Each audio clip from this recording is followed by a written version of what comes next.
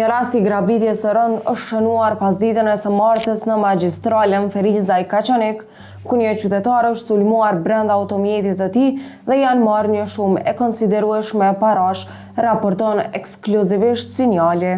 Ngjarja ka ndodhur dje rreth orës 15, sipas deklaratës së dhënë në stacionin policor në Ferizaj. Viktima B.S. ka treguar se derisa po lëvizte me veturën e tij të tipit Audi, në të cilën ndodheshin edhe dy persona të tjerë, njëri prej tyre që ishte ulur në sediljen e pasme i ka vënë një rrep rreth qafës, ndërsa personi tjetër e ka goditur vazhdimisht. Nën kërcënim dhe dhunë, atij janë marrë 3.800 franga zvicrane dhe 800 euro para të gatshme. Pas kryerjes së grabitjes, të dyshuarit e kanë detyruar viktimën të ndalojë veturën dhe më pas janë larguar në drejtim të panjohur.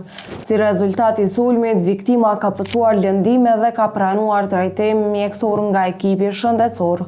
Për rastin janë informuar njësia e hetimeve rajonale në Ferizaj, të cilët në bashkëpunim me prokurorin kujdestar për krime të rënda kanë hapur rastin si grabitje.